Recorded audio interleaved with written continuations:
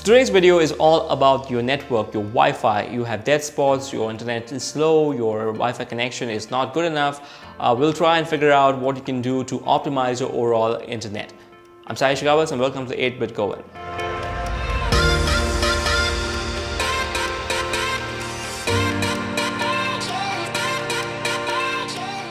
So before we go ahead and even start optimizing our internet settings, we need to make sure that we are getting the promised speed by our ISP.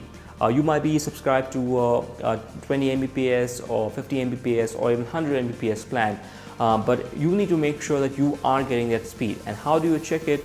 You just take an Ethernet cable, plug that into your router. The other end of the Ethernet cable just goes into your computer or your PC or your Mac, and you head on to netspeed.com or speed test, whatever website you check your internet speed, and check if you're getting your desired speed. For instance, I am subscribed to a 100 Mbps plan, and on speed test it says that I'm getting close to 93 to 95 Mbps speed, which is good. There will be a deviation, there will be a latency. You will not get 100% of the speed promised, but the latency or the deviation should be less than 10%. What I mean by this is that if I'm getting anything less than 90 Mbps, I would go ahead and raise a complaint with my ISP and let them know that this is what I'm getting. And this has to be done on a wired connection, not on a wireless, because wireless there are multiple factors which come in place, and due to which there is a lot of discrepancy. So make sure that you check if you are getting your designated or promised speed from your ISP. So now that we know we are getting the speed which is promised to us by our ISP, we can go ahead with the next step, and that is setting up a dual band system. Now Wi-Fi across the world is running on two bands, which is 2.4 GHz and 5 GHz. Without getting too much into details, 2.4 GHz is basically a band which is having a greater range compared to 5 GHz. It also is universal, which means any Wi-Fi enabled device will directly latch on to your 2.4 GHz. But at the same time, it is more prone to network congestion, and the speed is considerably slower when compared to 5 GHz.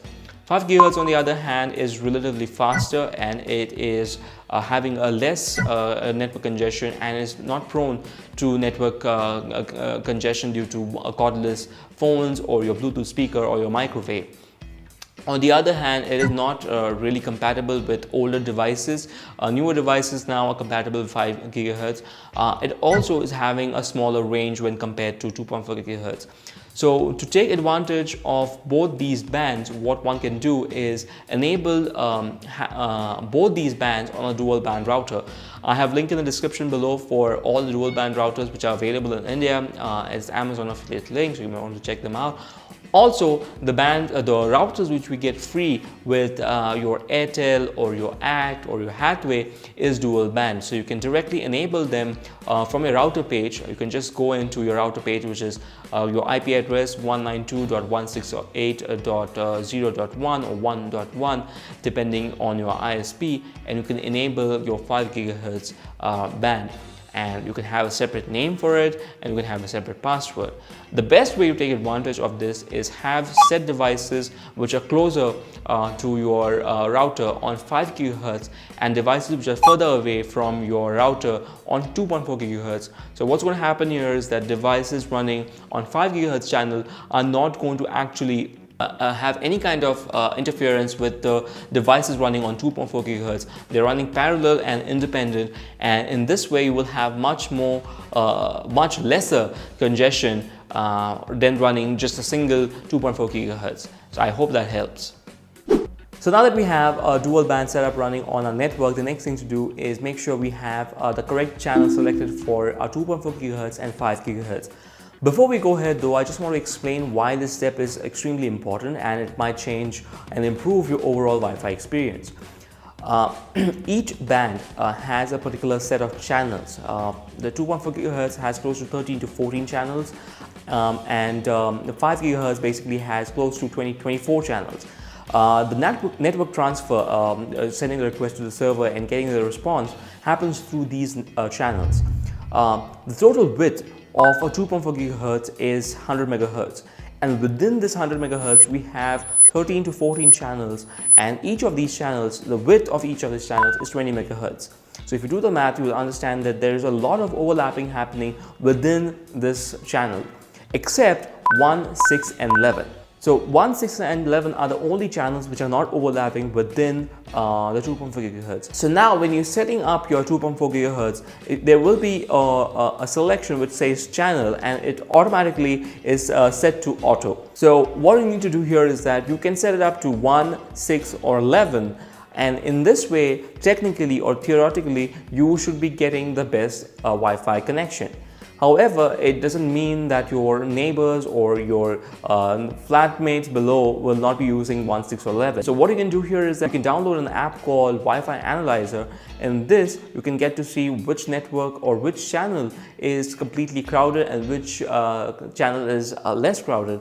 And depending on that, you can switch from 6 to 11 or from 11 to 1 or 1 to 2, depending on which channel is available. Likewise, on 5 gigahertz, we have close to 20 channels which are non-overlapping, and you can select one of those channels again. So that's the reason why I was saying 5 gigahertz is a good option for you, and you need to make sure that you run the dual band, and in this way you can take advantage of this dual band. So even after all your network configuration, you're still having issues with your Wi-Fi. There are dead spots, the range is not good enough, the speed is not good enough. You might want to consider investing in some of these Wi-Fi extenders or Wi-Fi power lines or Wi-Fi meshes.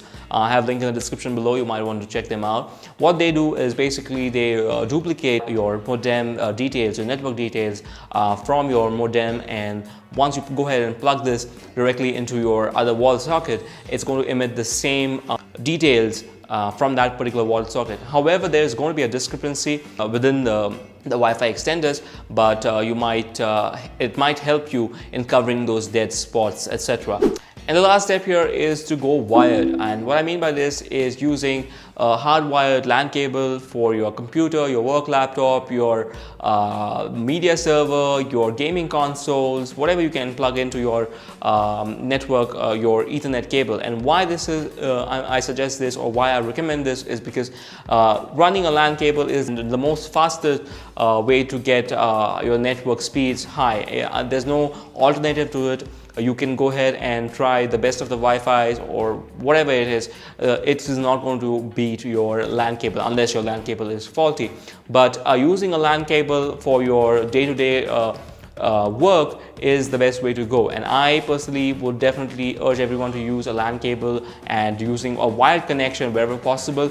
But in today's world, it's really difficult. We want to go wireless, and that's another thing to it. But if possible, we can go ahead and use a LAN cable for whatever we can, at least the important portion of it. Like if you're gaming, you want good speed and you want good ping or good response, definitely you'll go for a wired connection. Or you want your media server to be seamless and you don't want any kind of lag, you need to go ahead and connect it directly to your LAN. There's no alternative to it. So that's it, guys. These 5 points, I really hope it can help you configure your internet, your network connection, and optimize it so that it improves your overall experience. If it does, then let me know in the comment section, or if you're having any kind of problems which we probably can figure out, you can drop that in the comment section. So this is me signing out. I hope you guys like this video. If you guys have, like the video and subscribe to the channel if you haven't already. Thank you so much for watching, guys. You guys have a great day. Thank you.